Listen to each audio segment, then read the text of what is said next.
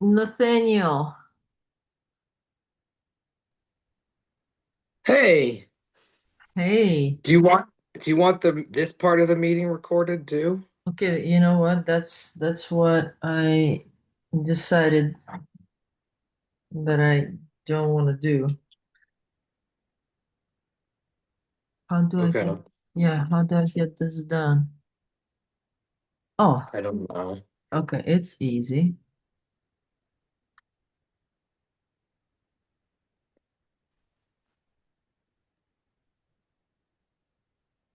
Hello, lovely people. Yes, hi, Chris. Should I get off camera? Um, Maybe. Be on camera. be on camera. I I like prefer. I like seeing people. Yeah.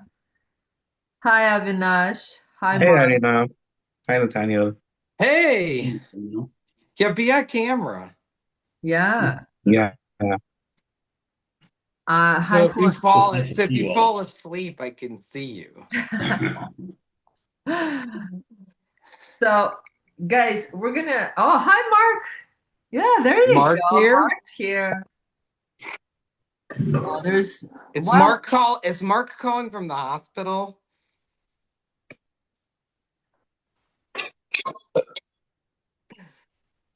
hi, Suvin. So there are quite a few of us, Yeah, yeah, and we'll just wait and yeah, a couple minutes to see. yeah, guys, I'm gonna ask you to mute yourselves for the time being. And while we're taking a second or two for people to come in, and hi, Christy, hi, Juanita, hi, Bo, all of you lovely people. I'm glad that you've made the time to come. Let him be unmuted just so they can say hi. All right. So they can say an initial hi. Yeah, guys, come on in. Hello. Hi. Hello. Hey, Hi. everybody. Hey. I'm kind of an Hi. introvert, so it's hard for me to say hi in groups, right, Arena? Are you really, Chris? No, I think he's being The sarcastic. opposite. Yeah. Chris could fill the room. Good, because if we Yeah. get stuck, then Chris is going to I'll come up with translate. a stupid joke, and then that'll just break the silence and everything else. So, Your job, Chris, is if we don't make any sense, you have to like explain it to everybody else. oh, yeah, I'll do my best. You may not want that.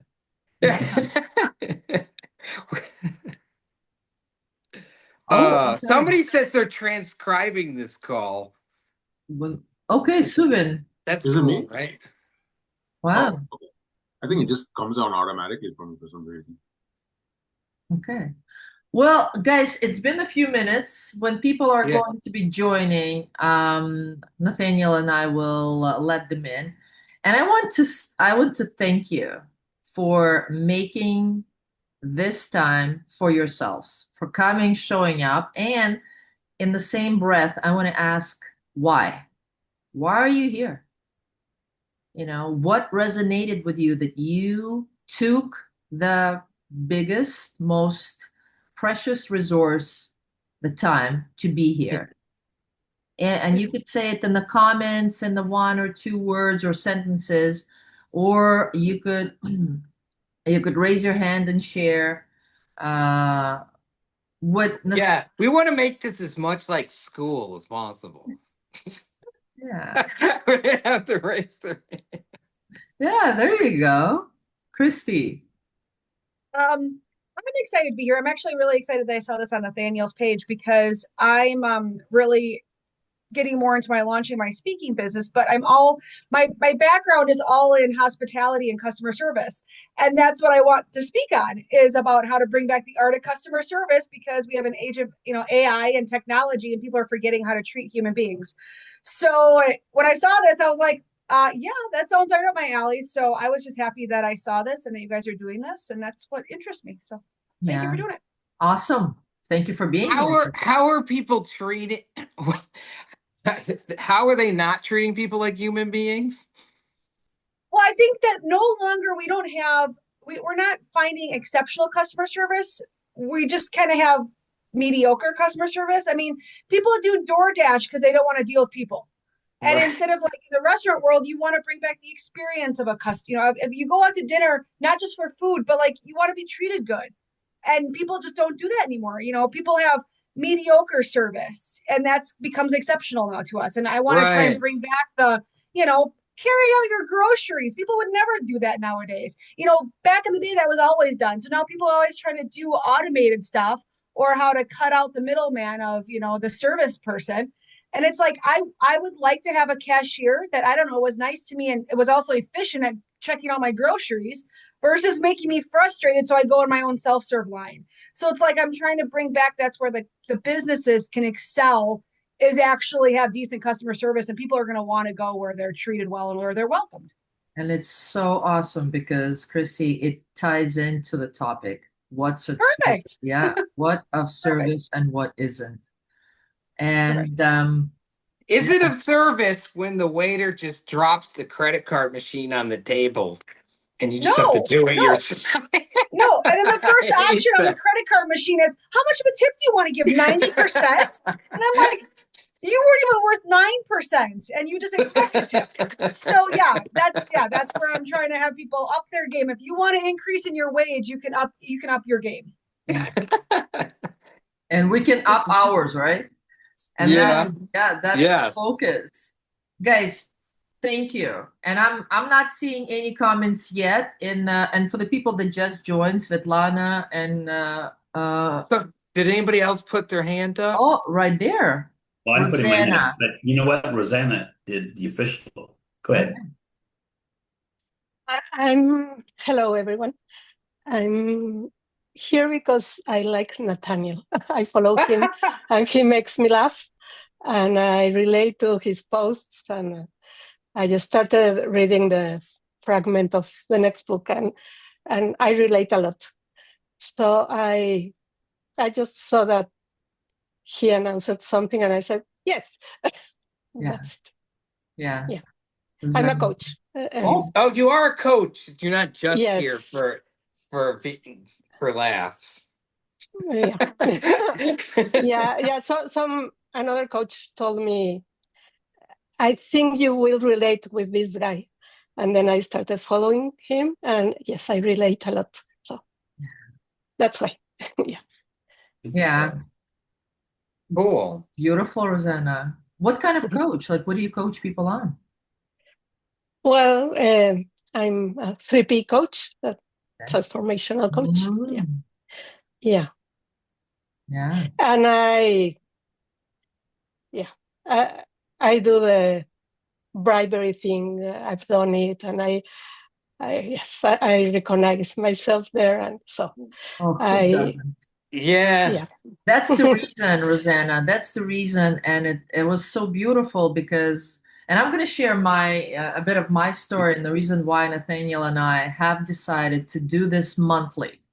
This is our first, an official kind of launch to this, and we've decided to support coaches with this particular way of bringing laughter, bringing fun, bringing lightheartedness. That's the word that I've taken away from Nathaniel. And Nathaniel has been my coach since February, and I could actually tell you a little story about that too, and the reason for all of that, lightheartedness really coming and revealing the strength.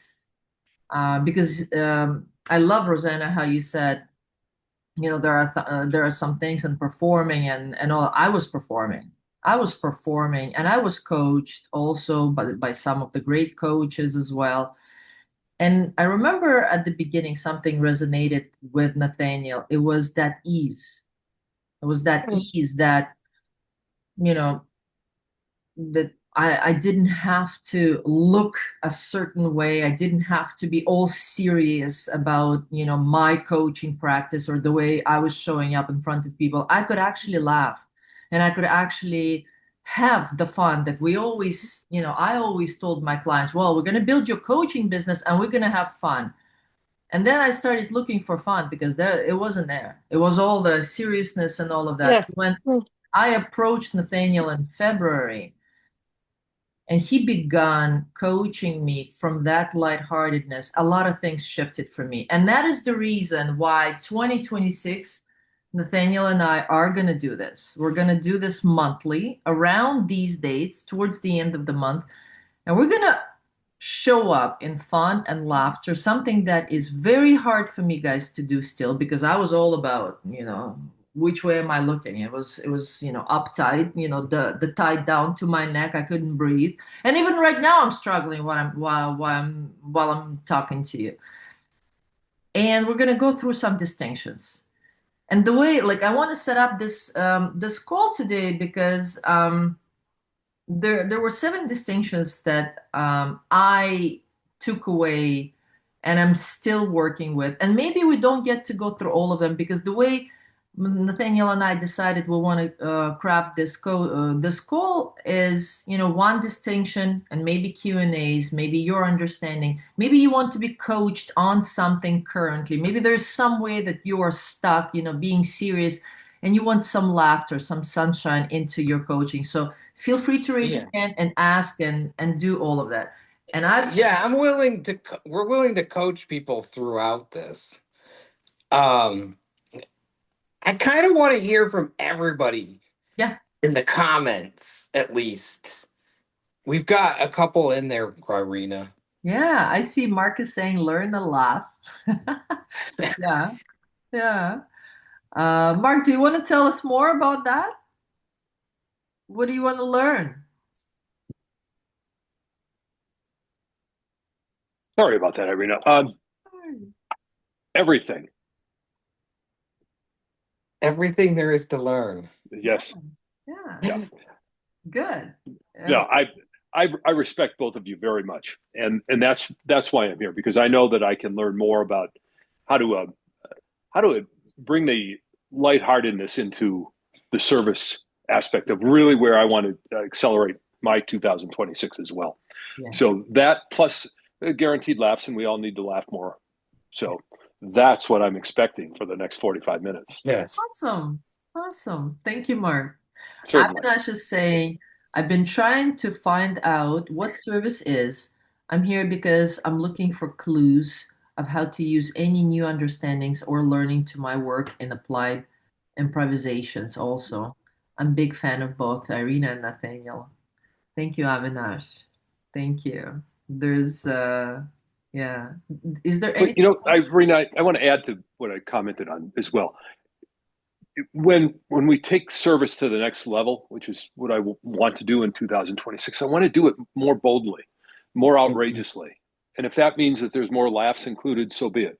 But it'll go back to what you said a few moments ago, and that is to make it more fun, to really enjoy it, to really bring that type of energy, because that'll be a magnet, not only in service to our existing clients, but to new clients and client development. So there's so much potential from this formula, from this system, that I think you and Nathaniel are going to share.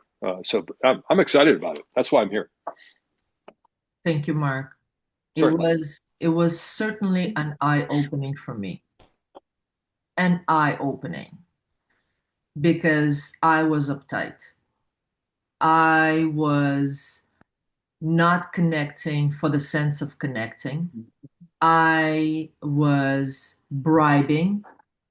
I thought that gifting meant that at the end of that gift, I get to work with a person.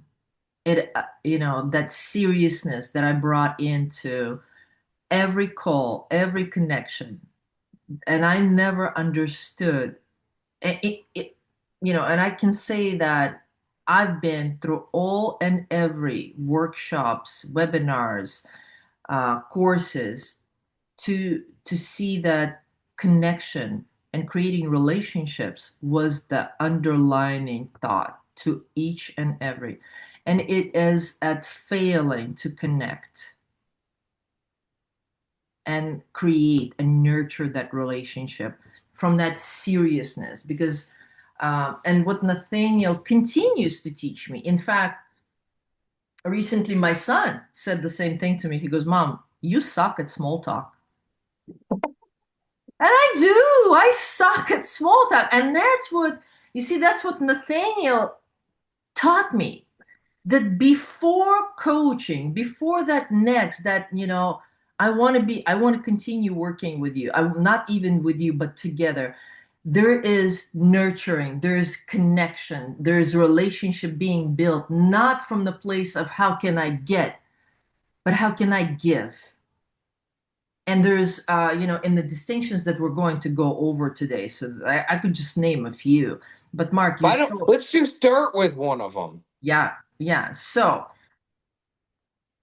In the Nathaniel, meantime, I do want to hear from people.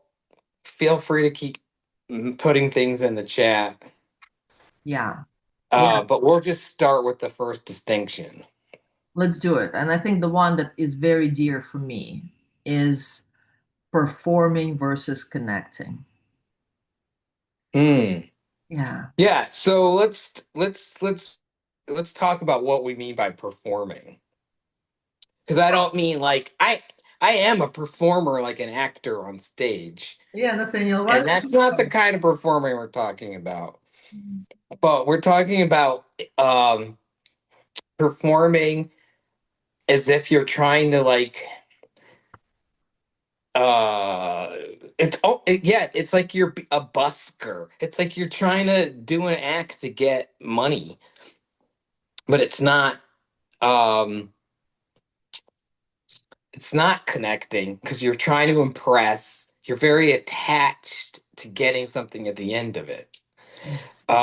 So if I'm really trying to be impressive and I really want to make sure, like, really control the outcome, then it's like I'm doing a performance. Yeah, Um, and they're does out. that make sense, Chris? Me, Chris, or is there someone else that you're You, talking? Chris, because you're the translator. Yeah, you said Um, like we have to prove ourselves as coaches, Chris. Yeah. well, I mean, so let me translate what Nathaniel was trying to say because I know you're having a hard time understanding Nathaniel. So no, Yeah. I'm kidding. So no, what I heard you say is what I put on here too was like I get in this mode of just like, oh, I've got to perform. I've got to make sure that this client gets to this spot, this point where they're at. And if I don't get them to that point, me, then I'm not a successful coach. I'm a failure as a coach, right? As opposed to just one of the things I don't want to keep on talking because I could is that I learned when I started coaching was, and it was really good for you, was to really sit back and just let water flow and just flow with the client. And but what I was just saying too was when we talk about proving ourselves and performing, it's like it flips the tables and it focuses on us, the coach, when it you know, and we should focus on them. And I have plenty of humor I bring into my coaching, sometimes too much. But anyhow, that's my 2 cents. It's funny because you're performing, but but because it is like everything in life you could say as a performance. Every time we're in front of another person. Um, but how much connecting is happening versus like somebody just said it very well. When the client gets the feeling that this is not about me at all. I'm not seen, not heard. I'm a source of income. Yeah. That means you're not doing very much connecting. Yeah. You're really just thinking about yourself and how to come across, and energetically they know. Yeah. People always know. Yeah. Well, and I Um think one thing is, I think sometimes we're part of things that we learn what not to do. I mean, I was just part of a coaching community that these people thought they knew it all and they had it all and they were, talking the whole time. And it was all about connecting, yet they never talked to us or asked us anything. And so when I kind of called them out on it, and I'm like, I'm the one paying you for the call, yet you are not listening to me at all. You don't even want it. You don't even care to even get to know me. They got very offended. And so let's give you your money back. And I was like, what kind of service is that? So I think that's exactly right. I think sometimes people put themselves in this elevated, like, well, I'm supposed to know all this stuff and teach you all this stuff to make you feel like I'm smart and I'm at a higher level, so I need to help bring you to this level. And it's like, People don't need any of that. People just need to know that they're real and they're authentic and you can relate to them and that no one is perfect and we're all just trying our best. And I think once you kind of let that perfectionism guard down, then people are like, oh, this person also, like, yeah, sucks at small talk, or this person also does this. And so then they feel like people want to have that common thing so they know that they're not alone. And then that's when they can actually feel comfortable to grow. Relatable, absolutely, Christy. Relatable. And that is such a beautiful thing because, yes, how does performing show up in our own practices? And I could name you 1,000 ways how performing showed up in mine. How I still sometimes get caught up about performing, about the way that I wish I'd been, versus what I am, performing about some of the things, especially showing up the way that I think I should be, all professional, all talk together and serious. That's performing. That's, trying to be someone that you're not. And just like Chris said, it's that's when we're focused on ourselves most. Because if we switch that focus from ourselves to what are they struggling with, performing goes out of the window and now their connection begins. Nathaniel, you want to add Yeah, something to it? Irina, are you willing to share like an example of like a text that you did where you felt like you weren't connecting at all, and then an example of where you were? Well, yeah. Because you just did a bunch of Oh, texting with oh people. God, oh God. In fact, Nathaniel and I, because when Yeah. I was, you see, the biggest thing that I've learned, if you want to fill a group or something, you got to start connecting personally, right? So I kept on, and what I did, I went through a whole list, connecting and telling people about this webinar. And then a question that I asked Nathaniel, I go, well, but how come nobody's responding?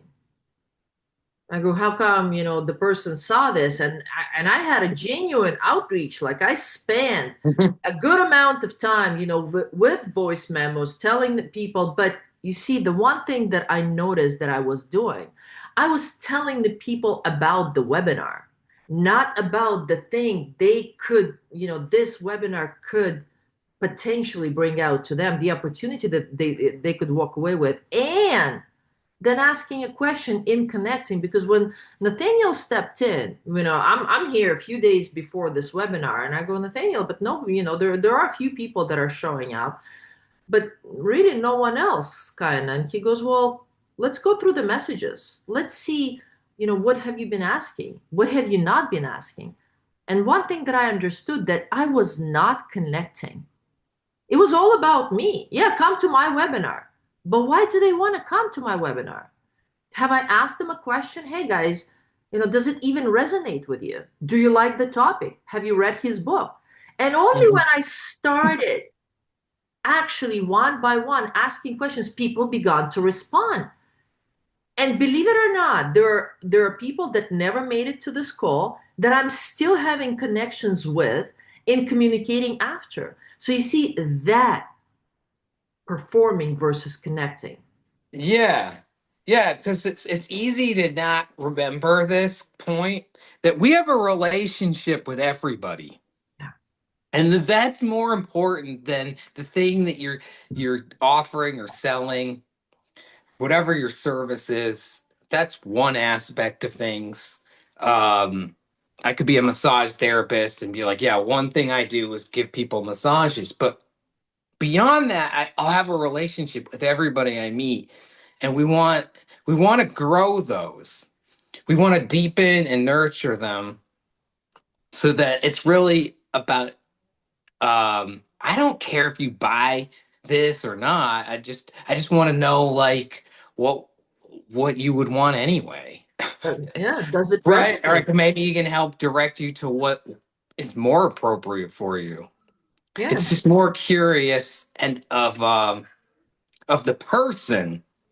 yeah. And I think that gets lost when people are in like sales mode, especially if they're stressed in their business and they just want to brush through them all and jump to the, well, you want to come? Do you want to buy this? Yeah, Are you that's gonna, it. do you want a coaching session? And they just want to jump to that instead of slowly, it's more of like a slow building the relationship process. Because I gotta Let be them honest talk. with you. Yeah, Let talk happen. yeah, Um, and you even asked a question, Irina, about like, well, where does that end? Where does it stop? This like how I'm being curious, we're building a relationship. Is there a point where it like stops? And my answer is like no. You just keep doing it as long as there still is connection. absolutely. Because Yeah. in that connection, one thing that I understood, and you see, I always say, yes lives in the land of no. And before we get to yeses, and people working with us, and even people showing up to this webinar, we're going to hear a lot of no's. But no doesn't mean that, well, I'm not going to talk to this person anymore. No is still communication happening. And through that, I could still connect. I could still understand why the person isn't coming. And maybe the time doesn't work and whatever, but the connection is happening even beyond the no. And you see, that's Yeah. where performing no longer exists, because if I get to hear no, oh, I'm not coming to your program, or I'm not able to get on the call today or tomorrow, maybe 3 weeks from now, that no doesn't have to end things, doesn't have to end the relationship that just beginning to flourish between us. And that's what Nathaniel kind of kept going, because you see, where I was continually stuck in performing was, I thought that every conversation, every communication had to have had the coaching experience at the end of that. Well, some way or the other, maybe a week, maybe 2, maybe 3 weeks from then, a person had to have come to the coach and experienced coaching. So in other words, I wanted to get them. I had an attachment at the end of it. So whenever we have the attachment at the end of it, that's where before performing continues. Yeah. And then when you do get a no, even if it's a no, I can't make it to your webinar, if you're performing, then you're like, well, now you're dead to me. Yeah. Fuck you. You didn't do what I want, so we don't have a relationship. Do you guys I have? think that happens too much, even in like restaurants. I go into a restaurant and let's say I just didn't want to order very much this time, and then you can tell the server's like mad at you. Like, well, then I'm not gonna really like wait on you, and then they just disappear forever, and um, because they don't think I could come back maybe another time and order more. They're not interested in the relationship. They're like, oh, you didn't buy a steak, so Yeah, you're dead to me. yeah. We don't want to be that kind of a coach. Yeah. I want let's hear from some people. Yeah. Let's connect. How do you guys hearing this distinction? Do you have performing currently in your coaching? Like, is there any questions? Yeah, Suvin. Um, Thanks, guys. This is a great topic for me as well.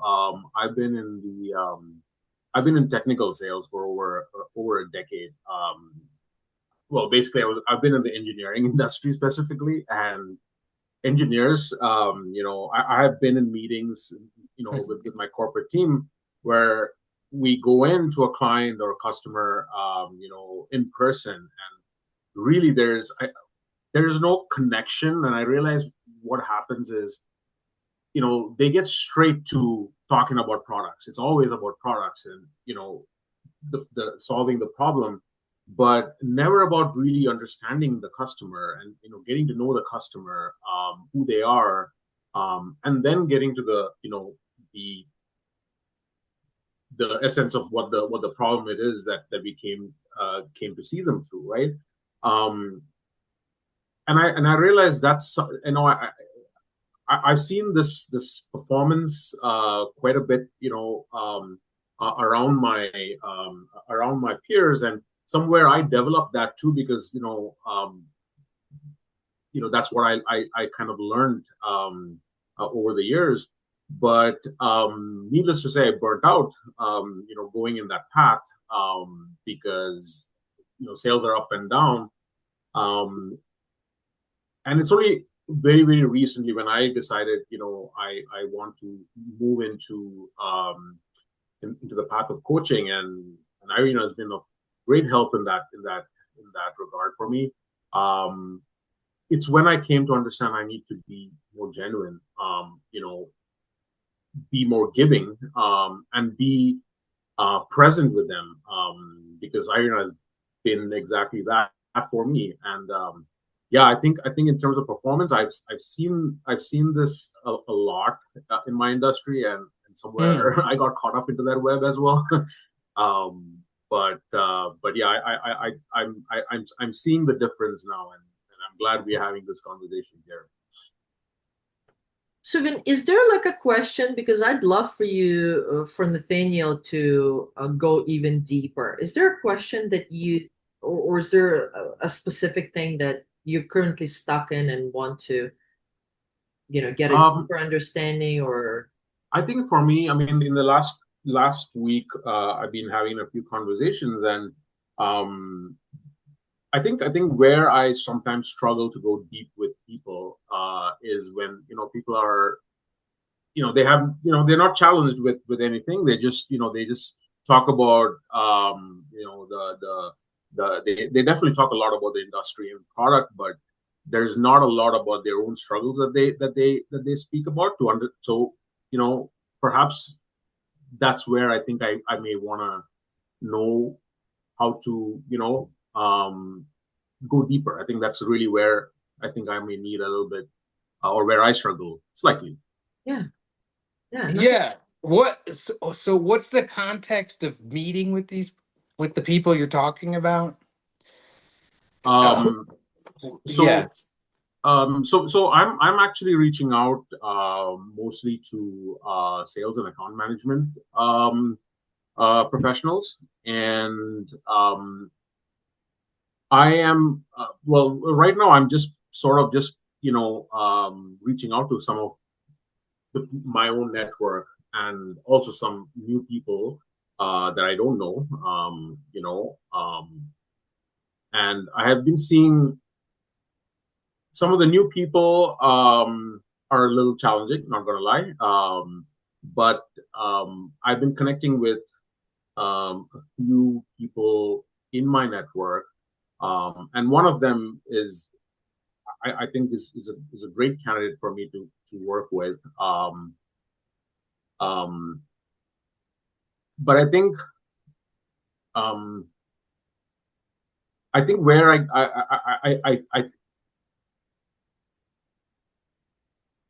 everything. I'm just trying to yeah, it's okay.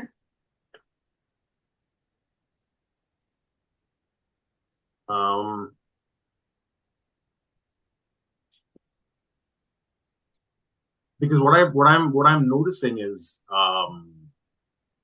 people want to talk business straight up, straight away with me, rather than you know um, rather than sort of,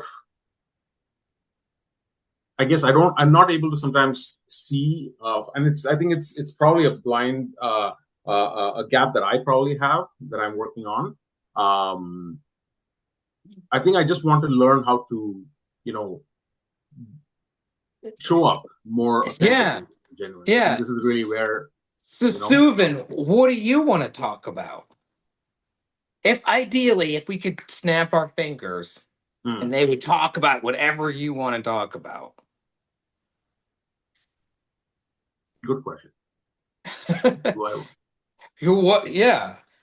What would be a fun conversation for you to be in?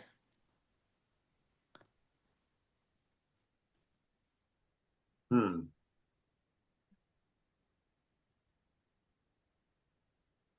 I'm truly curious to know about, people in general. Uh-huh. How they think and who they are. Um, that's to start with. Yeah. Um, So tell me what before you can even manifest anything, it has to be very clear in your own hmm, mind. What right. does it even sound like when they're sharing what you would love for them to share? What part of their life would it Hmm. be like, oh my God, that's awesome that you're telling me about that? Hmm. Yeah. Yeah, So let's suggest. I had an interesting conversation yesterday actually with an old university friend of mine, and she came to me. She realized that I'm actually helping sales and account managers who are overwhelmed and who are actually going through burnout currently. Um, and she came to me with a specific problem related to the fact that um, she has challenges being confident in front of clients or in front of people. Um, and she wanted to know, how she could actually improve herself, and that was great. That was actually I love the fact that she, I was able to resonate with that because I used to have that same problem before, to show up You, confidently because I you, was you loved it when she was talking about the lack of confidence. no the fact that I was able to actually understand her problem, Mhm. um, because I was able to resonate with that.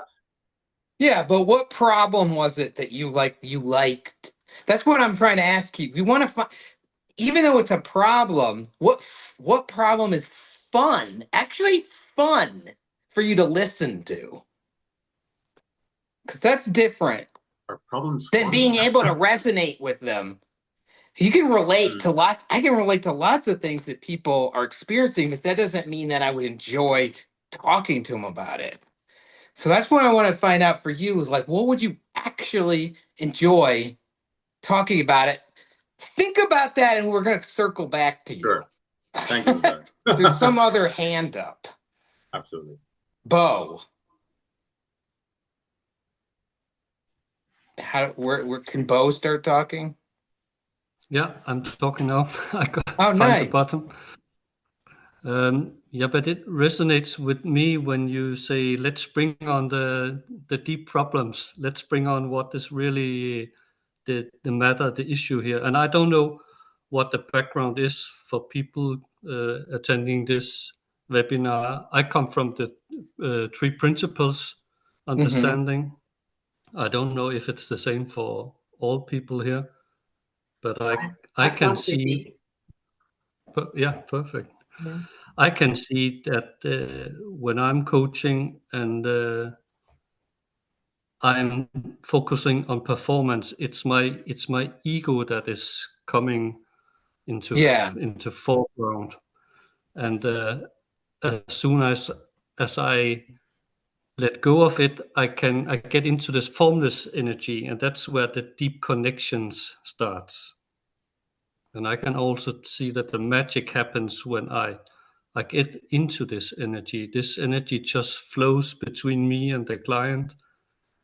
But suddenly I got focused on some kind of issue. It Mm. always Yeah.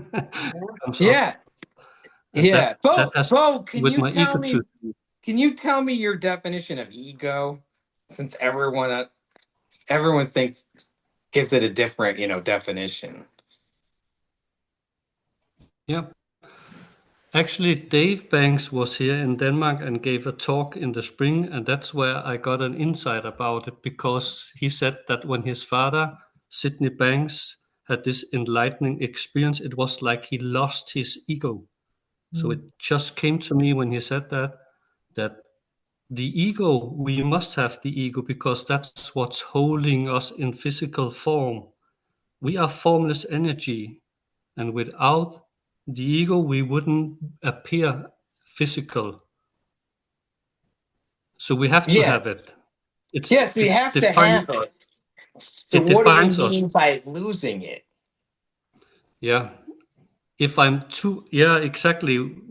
We can't lose it because when I'm too much focused on it, that's where I see that I get into performance. That's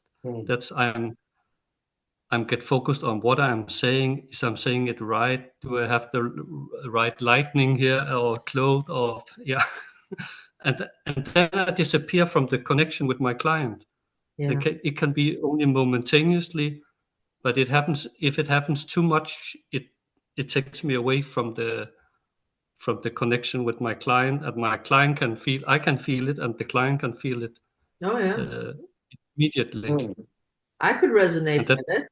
I'd be yeah, on the call and I'd be sitting there thinking, I wonder if I'm getting through to them. I wonder if, I'm out here, talking and do I sound smart? Do I sound like do I actually know what I'm saying? Are they resonating? So I'm right here thinking about me and how's it that I'm coming across.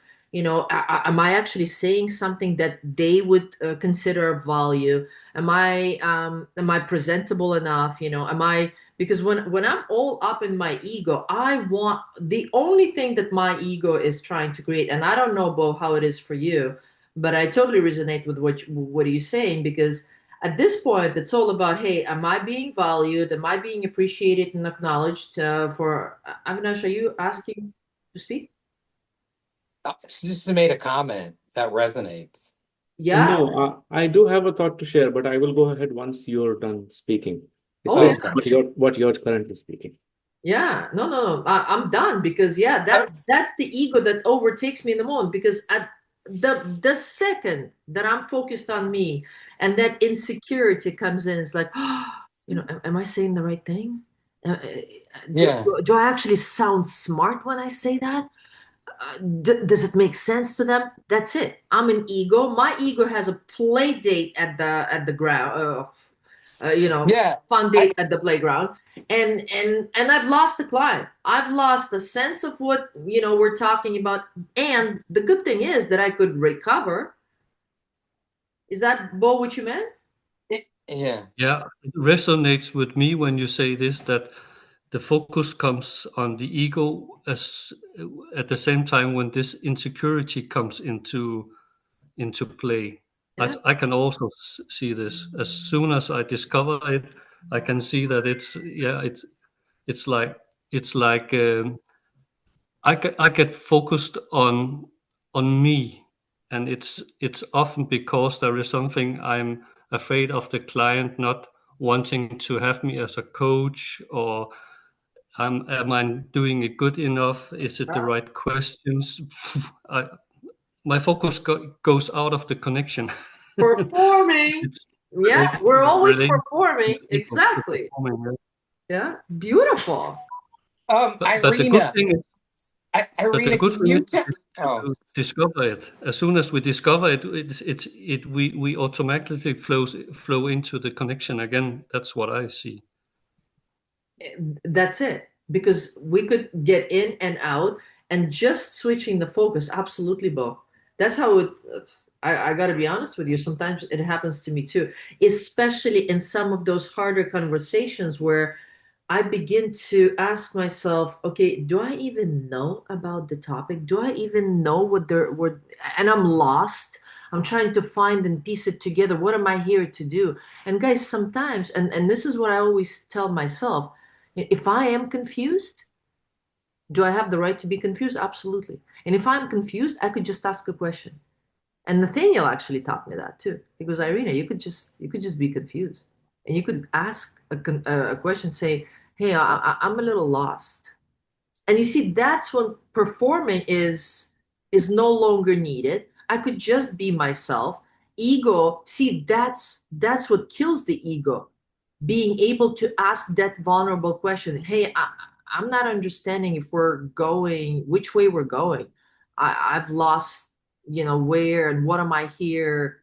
Not to help you with. I don't like to use that, but I've lost, I've lost the sense. Like, what are we both looking here for? What could potentially turn this conversation to something that you will value? And that's when clients begin to actually speak up. The thing is, was this something you wanted to ask me? Yeah, because I want us to define this term ego. Mm, Because I kind of want to hear from you, Irino, like what you would say ego is. And I kind of want to hear what other people say ego is. yeah, Because it's definitely the part we know it's the part that wants to come across as smart. yeah. I see Alma said Alma Yeah. has a few comments too, and I'm gonna let Yeah. Avinash go as well. And for a second here, you guys, because Avinash had his hand up. I've been studying 3P and non-duality and a lot of, and I've been opened up to the work of Rupert Spira and definitely, um, I forgot the 3P principle. Who's the guy? The link. What's the name? Bo, what's the name of Sydney Banks? Sydney Banks. I'm the big fan of Sydney Banks, and I followed him and still do. And actually, my work with ego began with Sydney Banks. And that link, the missing link, I love that book, and the missing link that he talks about. And the ego, in my interpretation, is, and I'm going to try to not to confuse you, and especially myself. Yeah. Talk to us like we're third graders. Where's the fun in this? Okay. Yeah. I use that all the time, that line, but usually it's a Right? fourth grader. Yeah. Well, but you see, guys, third graders and fourth graders, they don't have ego yet, right? You see, Right. this is what's fun. Yeah, yeah, yeah, that's true. I made a comment and then I kind of, yeah, because when we begin to speak about myself, that usually begins at the age of 2. Well, this is my toy, right? At the age of 4, we're like, well, but that's mine, and that's when, the mind, the me, that that relationship with the self, you see, it begins. And ego in the work, let's just keep it in the in the work that I do. When we come serving, when we serve from the ego base, I believe there's no authenticity in that. Ego is performing. Ego is, I want to do this. And Nathaniel and I were talking, and Nathaniel, maybe I'm totally misinformed. I need Chris to translate. Chris, I'm not get going to back. translate Arena. I Yeah, wouldn't I, even I dare. think I think I'm lost in my own, because I'm trying to get this ego. I think it's a start. Let's just try to piece it together as a group. Yeah. How do Well, we say? I How want do to we start with define Avinash. ego? I want to For start with Avinash. Avinash had a Okay. point. Okay, thank you so much. So based on what I've been hearing through the lens of ego and what service is, um, doesn't service also happen because there is ego? Well, tell me what you think ego is. Ego is a defense at one level. Ego is also at a deeper level a knowing that I can help this person.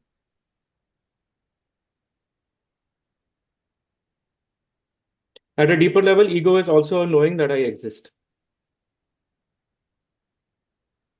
That's very deep, Avinash. I'm like looking up the definition of ego myself because I'm like, I thought I knew what it was, but I'm not so sure I do. Nobody knows what it So means. the question I have, if I'm sending out Yeah. a text or a connection message to someone, let's talk. Hmm. When I'm thinking about what's in it for them, how can that person benefit? That comes from a place of ego because I know for certain that they can benefit. That I know that they can benefit. Mark says, ego is me first. Great call. I have to, okay. Well, I remember Steve Chandler's quote, I don't want to be giving, giving, giving until I give up because there's a healthy ego. Hmm. Mhm. When I'm coming from service, I know that eventually when we continue to work as professionals, and what I mean by professional is, yes, I'm going to get paid for the work that I provide. Um, I know how much my service costs, right? That, continuing working professionally. And that isn't because of the ego, whether I can help them or I cannot, or should be charging for this or not. The ego gets cut up is when I think, at least for me, when I'm superior and I'm providing some sort of help, some sort of, I know they don't.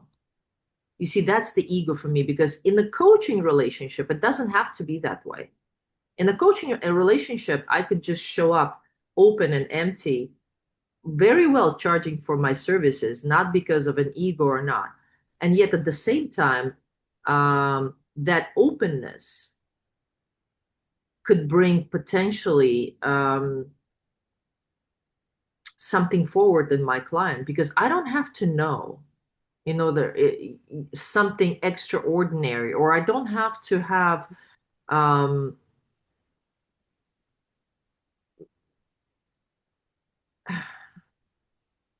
okay, I think I'm lost in my own explanation, but what I was trying to say that we've used a lot of times in here, I'm helping.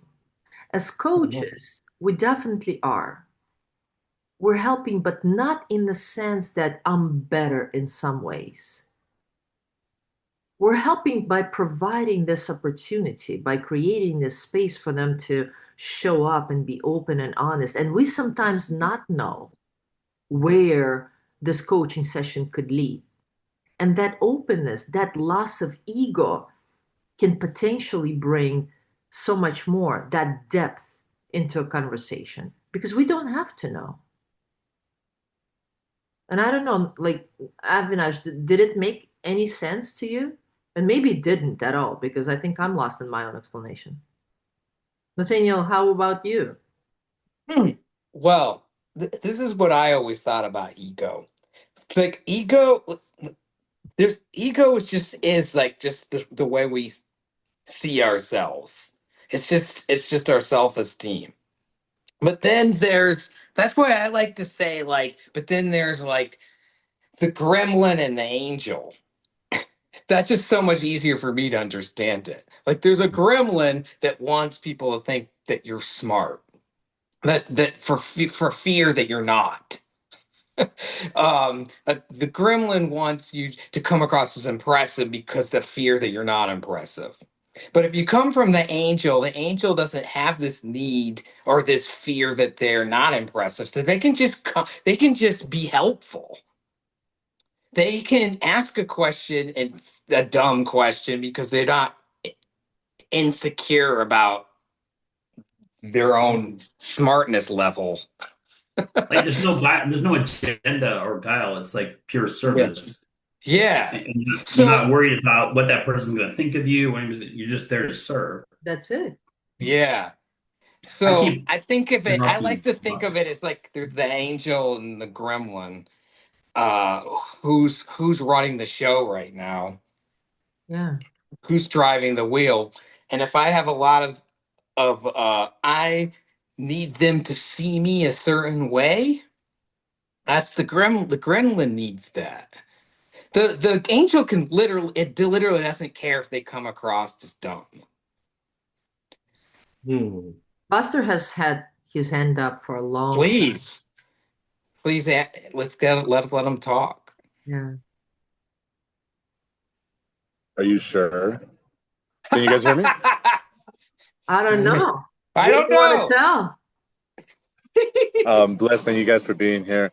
I'm not much for semantics these days, and I think we get caught up in all these different phrases that we've learned and ego, and then there's a super ego, and then there's all these other levels. And I think I did that for so many years, and I try to take that out of my talks and out of my conversation, and I can chime in on everything that's here. And there's this part of ego as a definition it's a self-esteem, but it's a self-importance more than a self-worth that comes off like I know and I know this thing. But as Nathaniel's saying, then there's also this angel side where, it's not that we have this power or this like gift or anything, but it's like Yeah. I'm on this side and I'm listening from my experience, from what I've learned, and I'm probably fucking wrong, excuse my language. But let me share this with you because it helped me. And one thing, like a couple things in the last few years, because I had my own burnout and issues that I've been doing with my clients is I'm vulnerable. And sometimes I think, clients come to you for help and they're like, well, you must have it all together, and I've just been very honest too with my ego. And I'm like, guys, like, as soon as I turn off this camera, I got my own shitstorm going on. It's probably different than yours. And I might be one step ahead of you in what you're doing, but I got a whole different shitstorm going on. And you, shit, let me call you later on because you can probably help me out with mine. And I've had such a great reception from that because people get taken aback, and so there's this ego and there's this fear that I know everything, and then there's this real thought that I know nothing. And within that, I always begin, and every couple of sessions I remind my clients this thing that I got from Bruce Lee, of all places, who's a nice philosopher. And I tell them, I'm like, look, guys, like I have all this experience and I'm good. And somebody recommended you and said I was fantastic and all that shit. Just as many people think I'm shit. Not the shit, but I'm shit. So from everything that we work here, hold on to what works for you. Throw away what doesn't. Not gonna hurt my feelings. Try it for a few days, doesn't work for you, just throw it away. And the most important part of that formula is with that shit that you kept that worked for you, don't just do what Buster said, like make it yours. So if I said take 10 breaths before doing your thing and it doesn't work for you because 3 breaths work better, then do 3 breaths. Yeah. I'm not here for my regard. And that's really, for me, that's helped me a lot with my own side of the ego and that own vulnerability. But it's also, for me, helped a lot on the other side. And I was really kind of taken aback a little bit, something you posted, Nathaniel, about like, when are we in sessions when like we're the ones getting more out of it than so I think about that a lot. And that you posted it. So, I'm really good at that. But I also think I read something recently that Krishnamurti wrote, and he's like, between a teacher and a student, there has to be a mutual respect and understanding from the teacher to the learner, from the learner to the teacher, because at the end of the day, it's a circular thing. And so without getting into semantics, I think when ego works that way, when it gets into a flow, it's amazing. Being in survival mode is ridiculous, but being in survival mode on the other side of it, like the ego, is also very helpful. It's when our common sense kicks into play. It's times when we get into flow to protect ourselves, to design, to be curious. So there's two sides of this whole thing, and we can't stick to the one. And Always. ego is it's such a spectrum. I mean, I don't know if I got lost kind of thing, you like Irina, like I'm rambling. But I think for me, that's more of the ego. And that's helped me a lot, just being more vulnerable. And like, I've also gotten to sessions when I'm having a shitty day and my clients know, and I'll tell them, I'm just like, hey guys, like, I'm not having like a great day today. Like, could we just have a chat and we'll do this session another time? Or I tell them also, um, just because when I do feel like my ego is elevated in one way or the other, whether I'm not or whether I see it in the other person. So that's all I wanted to say. Yeah. Thank you, Yeah, Buster, because it Buster, I think really, that sorry, is service. that's it. That is service when you can say, I might not know anything. Not trying to the fact, hide anything. You're like, my life's a fucking disaster. But I might still be able to help you. Um, I like that. I think that's more of a service than pretending that you don't have a shit show at home. Yep. And Yep. that's actually bringing me to our second distinction, Mm. lying versus owning. Yeah. That because in our work as well, I'm not Yeah. going to say about our work. I'm going to talk about mine. Definitely in my work, and I love how Buster said it.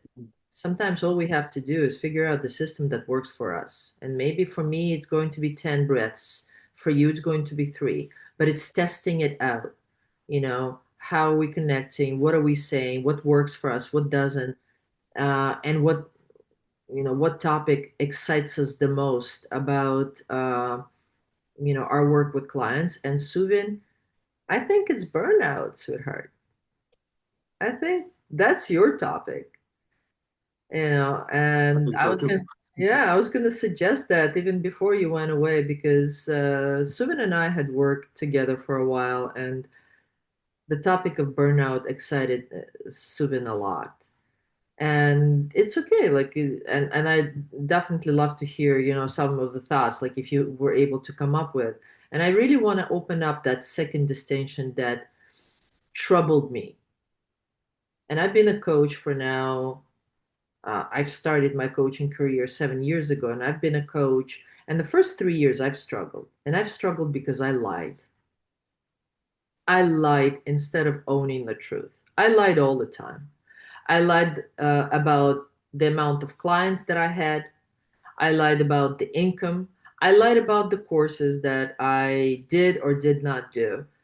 And the only reason, and you see, it ties so beautifully, the performing, Mhm. the ego, that beautiful act of being put together. Because you see, that seriousness of a coach, like I had to have shown up to any conversation, any new or old relationship that whether I had or I was going or I was continuing to nurture, put together. And for me, it meant that an honorable coach is not the one who's out there struggling and selling her coaching services for $25 an hour. Like I used to sell my coaching services for $25 an hour, pay as you go. I called them. And I lied for a very long time. I lied about the fact that this is what I did because, well, that probably did not make me look good. Well, people around me, oh my God, look at the coaches, they're making 6 7 figures, and what am I making? And then I realized that not owning the truth of how long it took me, and it's in that truth that I recognized, yeah, okay, the first year right after school, you own, I remember I hired some of the most expensive coaches, and I made $983. And that was shocking. And then the next year I made $3,000, 3,000 something. But the beautiful thing about it that when you get to see that you don't have to lie about your progress, and maybe it is slow compared to others, and mine definitely was slow, and I was a struggling coach for a while until I come across this very understanding that I do not have to lie in order to save myself or perform in front of the client to do the valuable work to help somebody else out. Mhm. Daniel, do you have anything to add about lying versus owning? And I Yeah, know there's a lot about it in your book. the owning part, because can you stand next to the person that says they charge $10,000 for a client and you say I charge $10 and own that that's what you do. Yeah, Maybe you change it later, but you're right now, you're like, I right now, currently I charge $10. And can you say it just as proudly as the person that says I charge 10,000? oh, I didn't. I had a Yeah. lot of shame around that. A lot. I couldn't, like for the 3 years, I couldn't share with people that I was And it charging this little. and is it really of service? Because we think it might be. If a There you client go. asks me, how much money did you make this year? And I'm like, I could say a six figures, or I could say, no, I only made 40,000. What serves the client? If I say six figures, they might feel like in good hands. They might feel like this guy knows what he's doing. That's If what I I say always thought. And if I say 40,000, they might be like, I don't know. This guy might not be that good of a coach. He might. So what I want to open this up to the group. What is service? Yeah. Does I Chris have still, a hand up? Chris has a hand up. I don't know if it was about this, but Well, now you just changed the subject. yeah. So, but no, I'm going let's to say talk. what I want to say anyway. Please do. Okay. Say what you want to So, say anyway. well, and then you can like say that's enough for Chris, and you can move on to the other thing. But Irina, when you were talking about like, it just occurred to me when you were talking about like lying about things, and I know I've done that too. But it's like I just realized that we are holding some kind of standard up that's not realistic for everyone. And not it's not even like we all have to be making six figures. We've all got it. You're only a successful coach if you're making six figures after 3 years of coaching. Or, and it's like, what where does that like friends, I'll just be honest with you. I've been coaching for 3.5 years. I got my ACC last February. I have 250 hours of coaching. Um, a lot of it's in the federal government, though, because I coach in the federal government for free because they put me through school. I have a private practice. I only have one private practice client. I told Irina this a couple weeks ago that I was hired as a part-time life coach, they call it, in a therapy practice in the DC area. And they've not gotten me one client in 3 months, but they're still a great group of people. And I'm Woo! like, well, and I charge I charge my one private practice customer $50 a session, which is like a third of what I would normally charge because I just love him and his mom. He's on the autism spectrum and I want to serve him. And so I'm like, and people will say to you, well, why are you doing that? Why are you not charging? I'm like, you're like, oh, come on. I'm like, Yeah. I understand that, but for now, I'm okay with doing that for me. Yeah, Now, am I going to start charging more and become six figures? Sure, I'm sure it'll happen. That's kind of the goal to a degree. But I think service is two ways too, right? We want to serve our clients first and foremost. But we do have to serve ourselves in the sense that if we have to make a living, we have to make a living, right? absolutely. But And I Yeah. think this it's is okay actually to what, admit that, if we like, get, if someone says, I was sorry, just gonna Chris. say, someone says Chris is not a successful coach. I'm like, whatever. I'm too old to even think about calling me that. I don't care. And guys, So, Chris, this is so beautiful. And there was one question, and I want everybody to, on cameras or without, hey, raise a hand, virtual or not, who's lied in their practice about anything, about their income, about their clients, about, yeah, yeah, we're all did. We're all did. So I love how, yeah, I love how, and thank you, Chris, for honesty. Really. And guys, I really hope that by the end of today, we're going to get to our third distinction, professional versus social, because it's actually about that. Yeah, the clients and how am I showing up? Am I being a friend? Am I charging the fees? What does it mean about me? And this distinction is going to be amazing. But for now, we've got two more hands. Avinash. Oh, Chris, are you finished with? I want Chris I'm to just gonna answer the say, Yeah, for yeah, yeah, question. yeah. for me Chris, being is honest, it are you gonna kick me out or no? I'm good. no, Chris, answer the question. What's Is it service if a client asks you how much money you made and you told them that 40,000, Well, first, or is it of service to lie and say six figures? well, honestly, I don't think you have to answer that question unless you want to. I mean, there's a You don't part even of it have to that's not their answer it. business. Yeah, Yeah, you don't have to answer, but if you want to, you do want to be honest. You don't.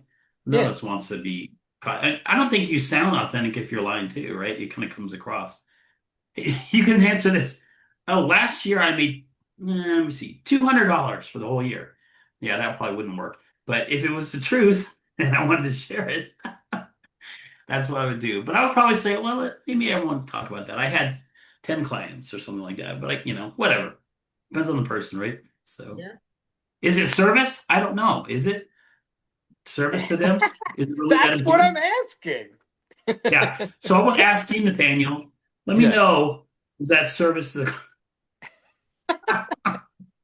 I I have went all the fooled way around people. here. I have fooled people. Okay? They didn't pick up on any energy that I was lying. And then I ended up working with them Where? for a long time based off a lie.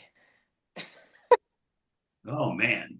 But Did that but get to you after a while? Did it like after a while, you forgot that you even said it. But but I don't want to be that way because I don't think that it. I think that it's a. I was doing other things that were of service. I was doing other things. The way I coached them was of service. But the part about me, lying. I don't think that does a good service because it tricks people into thinking what's actually happening out there. yeah, Yeah. absolutely. I Anyway, agree. I There we remember go. one We of the answered our question. yeah, Okay. one of the distinctions that we also wanted to open up even deeper, Nathaniel and I today, is about intrinsic versus extrinsic. hmm. Something that is showing up, well, showed up a lot in my coaching practice. And definitely, like I'm looking at the time. Um, let's get to the questions. Let's get to the raise hands, and let's see how many distinctions we could cover today. Avinash. Okay, so what is service? I'm still with that question. And I think one answer I have as of now is any action without an expectation of getting something in return. It's service. Now, that could be um, me showing up to a conversation with my relative who I know is not going to pay me, but he's struggling with ADHD. And since I have experience in that area, showing up and helping him out the best I can. Uh, Yeah. or it could be me being enthusiastic about applied improvisation and how it can help a team member. And a disservice would be to not share that with somebody because I'm just bottling it up inside me. So sharing it is actually helping me to release that energy. So I think that's what, I, and in either yeah. case, there's no expectation that anything will happen. Yeah, I don't think I think you can expect it. I mean, you could be a cashier at a grocery store and expect them to pay. Mm-hmm. It's okay that it's like this is normal to pay, but it's the unattachment. Yes. Yes. It's like if the cashier person comes and the person comes in line, they're like, I don't have money, then they're like, okay, well, can you go get some money? Or they're like, well, just keep the food here and go get money. Like they don't care. They're unattached to them buying the groceries. Yeah. You know what I mean? Yeah. But you can expect them to have it. You know, Yeah.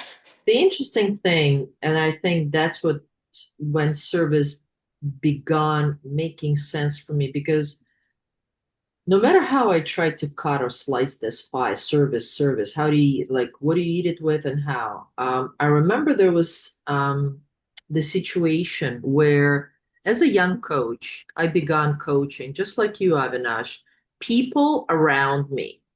And the interesting thing, I remember Rich Litvin opened up this idea for me in the circles. Like he put me at the center and he goes, and now we're going to draw a circle, people that are very close to you, your relatives, That's where you want to start with. Then your friends, then colleagues, and and circles go like orbits around you. So I remember at the beginning of my coaching career, I began coaching a lot of friends and a lot of relatives. And at one point in time, like I instantly remember a friend of mine, she kept on reaching out to me and asking me, not to coach her, like asking, different questions here and there. Until one time she goes, hey, Irina, why don't we go out for lunch?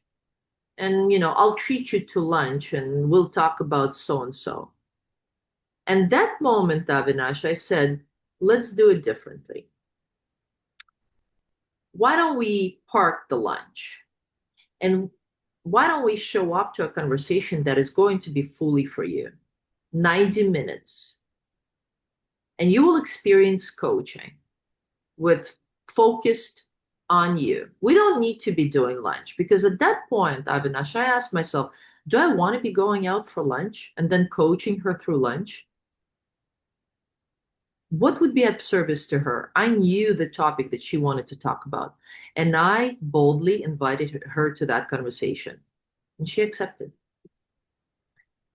You see, at that point, I understood that was service.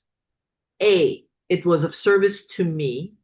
I didn't want to be going, to everybody's lunches, and that brings us to the professional versus social topic. Because I've coached a lot of people socially. I'd get up and I'd be at barbecue and dinners, and I'd begin coaching people that, first of all, in order to coach people, you have to ask permission to coach them. You cannot be just coaching because you wanted to. But that service, like, Avinash, did it resonate? Did it make any sense what I just shared? Yes. Yes, yes, it did. You see, that was the first instance when I kind of went, oh, that's what service is. We actually will spend the time, not, There's another layer here that I'd like to add from my own experience. yeah, This relative of mine, he reached out to me, okay. so I didn't really have to say that let's schedule a time and let's show up professionally. I showed up professionally with full presence. I didn't try to impress him with, in my first conversation, I tried to impress him with how much I know about ADHD and autism. It went south, and then it took 4 weeks for him to reconnect back with me. And he did. The Mm. second conversation, I showed up with presence, asking questions, listening. Uh, yeah, so that's the second layer. It's one is the scheduling part. The professionalism might have something to do with scheduling it and planning it out and not having lunch. But I think having that presence during the conversation also is representative of how professionally I'm showing up to the conversation. And service is in both, in me showing up fully present for that conversation because I feel good doing that. I feel good being present. And the person on the other end of the phone also benefits when I show up like that. Yeah, So the service both ways. always. Yeah, Buster, go on. Well, just listening to y'all and like the first thing that popped into my head was like the ego thing because I was just like, oh, I'm of service all the time. Like I'm on the street and like I just like I'm of service. Like I connect the dots as I'm walking down the street and going to the bus and I live here in Colombia, so I do it in Spanish and I do it in English and I do it with the homeless and I do it with the drug addicts and I do it with the kids and then I was like, wow, that's so ego. And for many years, like it was that, and I wouldn't even offer like this social side of services that we're talking about. I would just begin, and like you said, Arena, like there is a permission based, or like and that's not being of service because that is my ego. Like I can help you, Mm-hmm. which is amazing, and and I probably can. Yeah. And even me saying that is a little bit of an ego, but just kind of imposing it. So I went from that to like I just philosophize, I kind of act my thing, and I just like, hey, It sounds like that's what you're going through. If you ever need something, just let me know. And I tell people, I'm like, like I just said, you just want to chat, just let me know. And I just cut it off. And I just offer it. And some people come out and they'll be like, hey, how much are your services? Other people are just like some of my neighbors and stuff are just like, hey, can I buy you a coffee? I'm like, shh, I love coffee. Yeah, let's do this. Um, because as you were saying also, like even in those conversations where they're not professional, because I think these lines are so thin between social and professional and everything, and you're being of service and you're also getting service. Like every time I have a cup of coffee with somebody that I know or don't know, and we go through what a coaching session, again, I'm trying to get out of these semantics things. I'm being of service, but they're also being of service to me because I'm opening up and I'm listening and I'm learning. And I'm constantly just be like, oh shit, you know what? I didn't think about that. And it's just this wonderful interchange of we all have something to give and something to receive. And it's a very thin line because I think all of us that are sitting here, there's a certain part of our ego that gets off on like being able to help. Oh yeah. It's our little thing, right? Oh yeah. And I was listening to Avinash, and I'm a applied improv guy too, so I'm just like, yes, and like I'm just, like that's just my mode, like 100%. But sometimes it's like, if we're talking about improv, for anybody who consider improv, when you really learn improv, at the end of it, and you do long form, you can start saying no. Mm-hmm. It's what like the basic of improv is yes and. Afterwards, you can use no, but, because we're in a different level and a different layer, as you were saying, of this thing. Again, I feel like I'm rambling. I hope I'm connecting. Irina, I'm feeling your energy. Like I feel like I'm rambling sometimes. So I Oh, hope me I'm just too. going off the cup and Yeah. I'm flowing. Mm. But yeah, and I think that's really what being of service is just being available, and I think being of service is also being able to say no, or I Oh yeah. can't, or like, you know what, like today I'm having a horrible day. I'm having a horrible day. Like today I can't.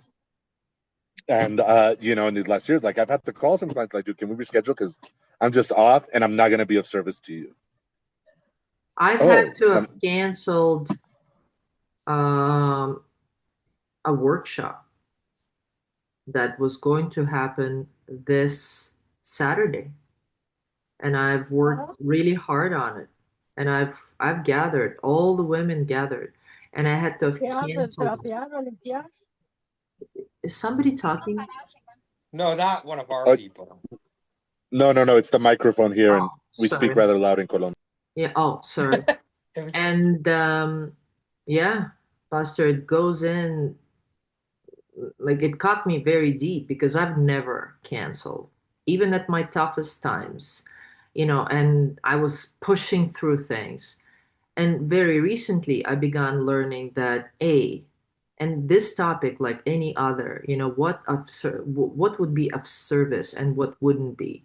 It wasn't going to be of service to all of the ladies that were going to show up over at my house tomorrow because I am far from being present. With everything personally that is happening, I was able to assess myself at the level and say, okay, either I'm showing up here and going through motions and just, crossing all the T's and dotting all the I's and all the rest of it, or I'm actually going to be authentic and say, no, I'm going to move this 2 weeks from now when I am better, when I've got less of a, hurricane happening in here, and I will show up. And that was the first time that I did it.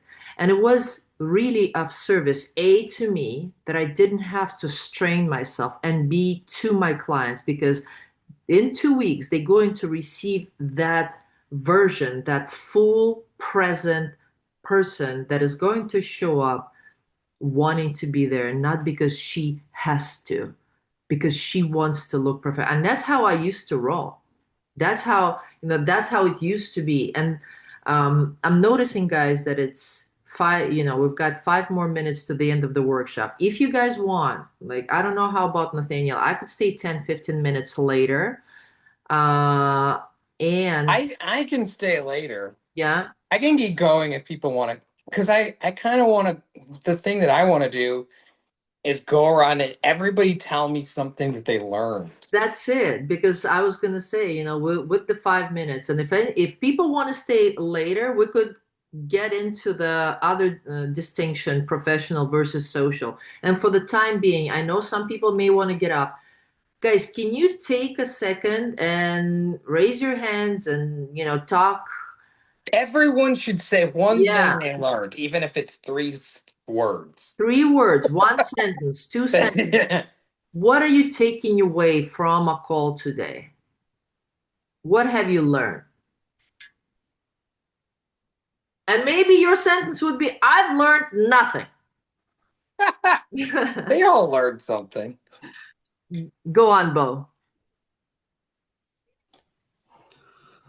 I just felt that there was such an honesty from all the participants.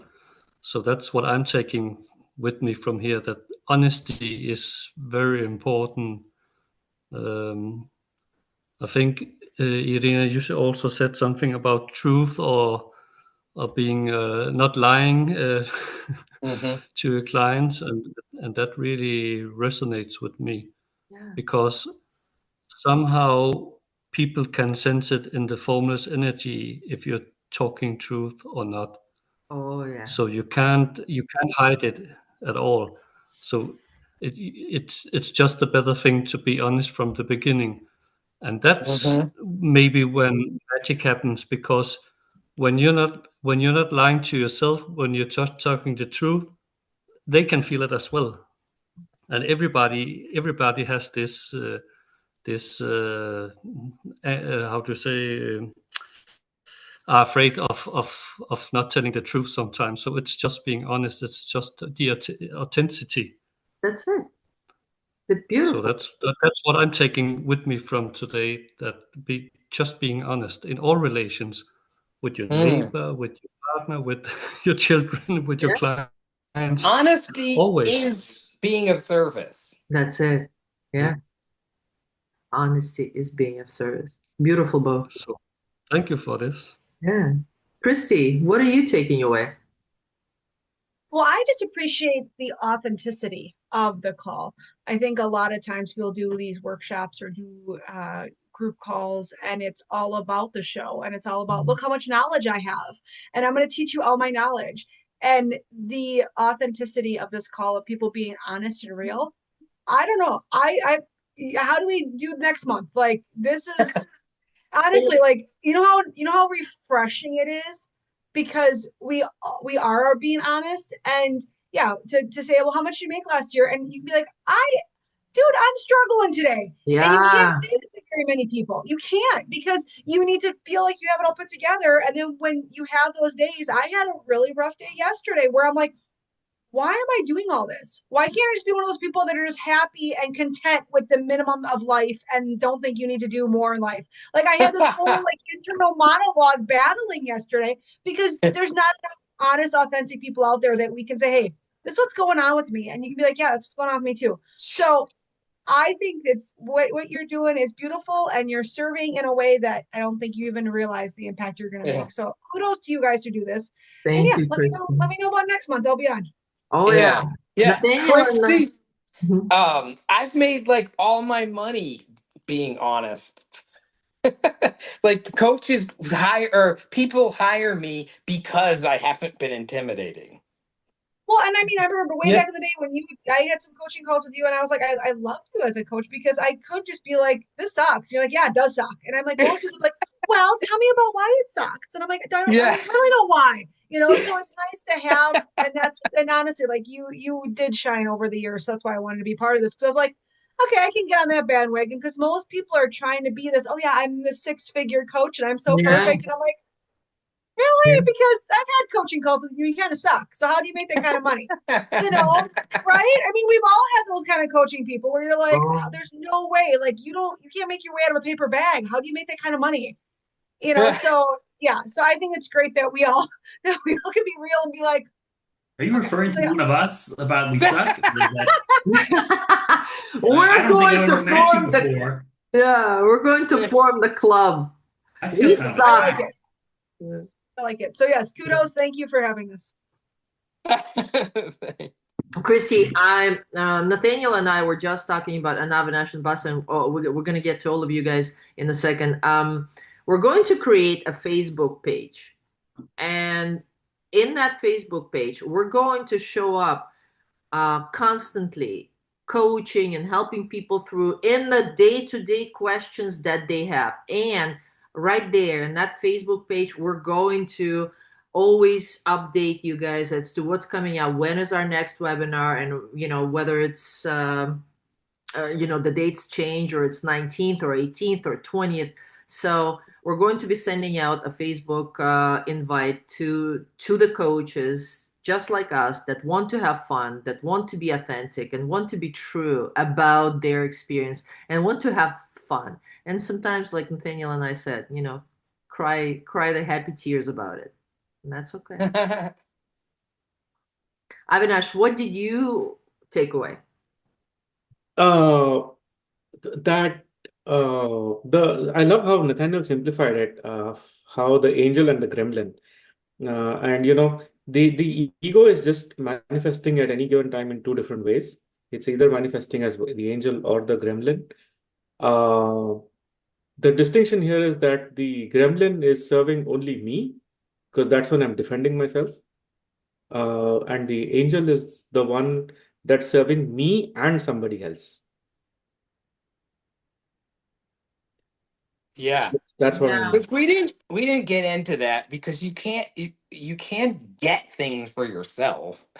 It's not like it's not like you're not gonna get anything. Uh but the gremlin only wants stuff for themselves. Yeah. Hmm. Good. Yeah, good. Okay, Who Buster. else has their hand up? Yeah, Buster. Oh, you cannot talk? You cannot unmute? There you go. No, I was trying to find the unmute button. I'm sorry. Okay. Just real quick, because you guys are talking about gremlins.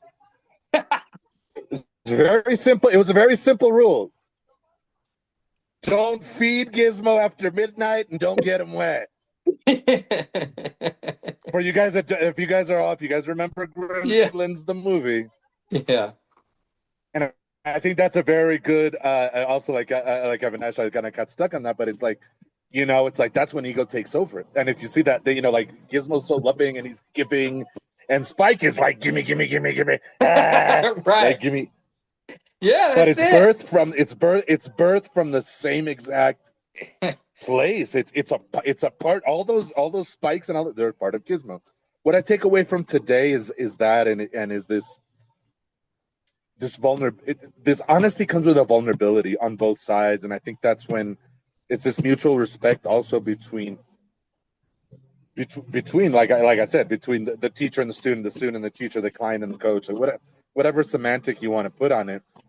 And it's just really refreshing, and I think it's really really amazing, especially since I've been like this, and I've become really vulnerable, and like I never my lives weren't about like I took this course or that, but it was like I'm good, like my shit's good, and I'm great, you know what I mean, more than anything else. And what I get refreshing now sometimes is because I've opened up this full vulnerability with the people that I work with socially and professionally and on all levels, where it's one thing that gets me, and it's happened a few times because I've had a tough year. And like at the end of a call or in the middle of a call, the client will notice and they'll be like, Buster, remember, stop and take 3 breaths. And I'm like, yeah, you motherfucker. Like that. Yeah, I got you. Okay, cool. Thank you. Because in that vulnerability, in that honesty, in that giving, in that being of service, they're also able to see me. And they'll also be able to give that, and then that led me to a lot of times also, when they're like, oh my god, thank you, you helped me so much, and I'm like, thank you did the work, like I opened up a space for you. But let me ask you something. you've probably told a friend of yours same exact advice I'm telling you, and you haven't studied it and you haven't all this because you found that they needed you. And they're like, well, yeah, actually, I was talking to my sister the other day and I was telling her just like, and thank you for reminding me. And I have people too. And I think that's the service thing. It's this loop. It's this Yeah. co-regulation and co-existence that begins to happen. And that's what I took away from today. And thank you guys for just being honest. And Nathaniel, thank you for being lighthearted. To all you guys. And yeah, I don't know. That's what I got from today. And thank you guys all for your vulnerability and your sincerity. And this is just really, really, really, really nice, guys. Thank you. Awesome. Thank you. There are 3 more people. Rosanna, Juanita, Svetlana. Anybody wants to go? Well, I shared it in the chat. Oh, you did? Yeah. Yes. But can you say it out loud too? Yeah. Make it fun and be authentic. That's what I take. Yeah. I gotta be honest with you guys. It wasn't easy for me. I don't have as much of a lightheartedness as Nathaniel does. And although I was like, yeah, let's be lighthearted, I'm like, it's a bit of a push and pull, push and pull. I'm still learning. And that's the service of that for me. Thank you, Rosanna. Rosanna, Thank you. do Yeah. you have more of an idea of how to be authentic?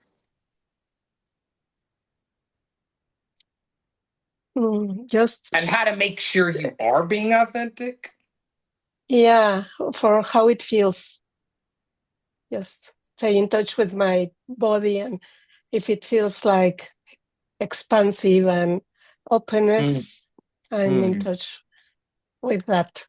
And when I get When constricted you're and feeling closed, and tense. Yeah. I know I'm not being open and authentic. Yeah. Okay, you're being open and authentic with us here. That's a huge step. Yeah, I used to work for a long time in laughter yoga, where I gave myself permission of being that. And when I started coaching, I was, wow, this is too serious now. And I can detect perfectly the difference where I'm stepping. So yeah, and as you said, Irina, it's not like so natural for me. Like I have thinking about it, but I guess every time I'm less attached of what will people think and all that, and I'm being more authentic, and that's well, I didn't know anyone else before, but seeing Nathaniel's videos, yes, I was like, oh yes, that's more easy than anything, like just to be you and laugh about everything, and yeah. Beautiful. Thank you, Rosanna. Thank you. Does anybody else want to go? Svetlana, Juanita, anybody else want to say something that they're taking away from? And I don't know, did the guys... Even if they don't want to, I want to hear from them. I want to hear from Svetlana and Juanita. And I believe just say hello. Just say hello. We don't bite. Yeah. I believe Svetlana also shared something on the lying versus owning struck me deep. Give up performance. I need to learn how to do it. Yeah. We all had to learn it. It's a skill. It's a skill that can be built. Yeah, I'm testing it out.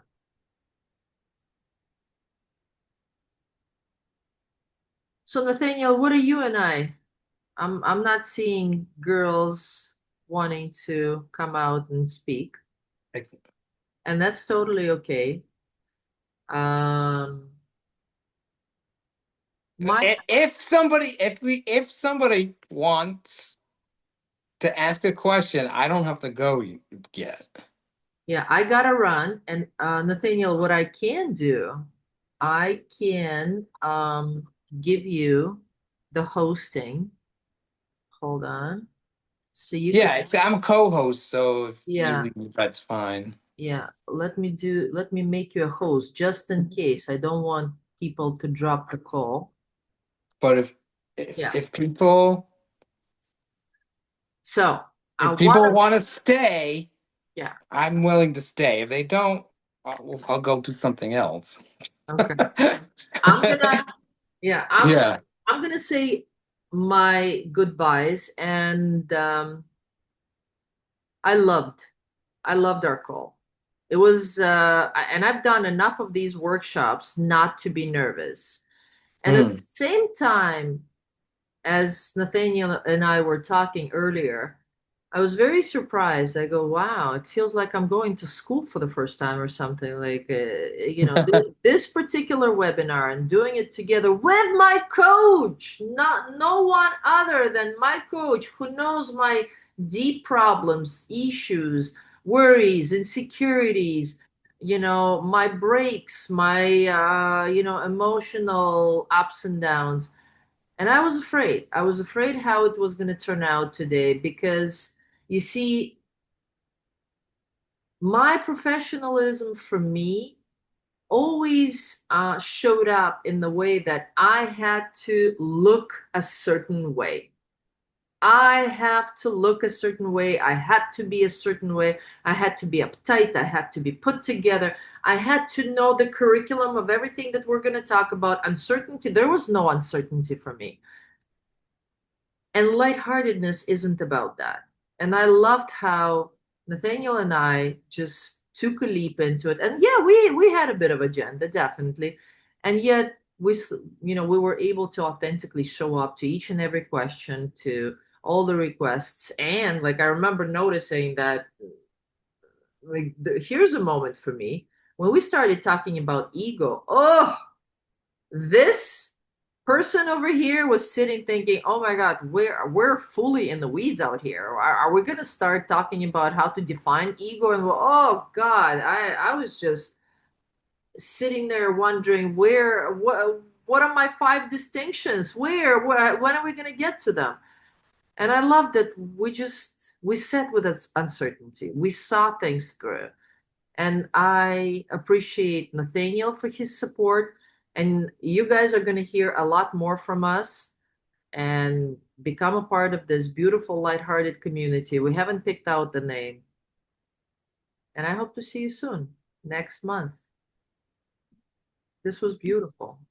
Thank you for everyone that showed up on the call. I gotta go. Nathaniel, any final words before I jump off? Uh, that was just funny because my favorite part was when we started to define ego. You see? I don't feel that attached to staying to the agenda because I like going in unexpected directions. Yeah. Yeah. And that's what I'm gonna learn, obviously. Yeah.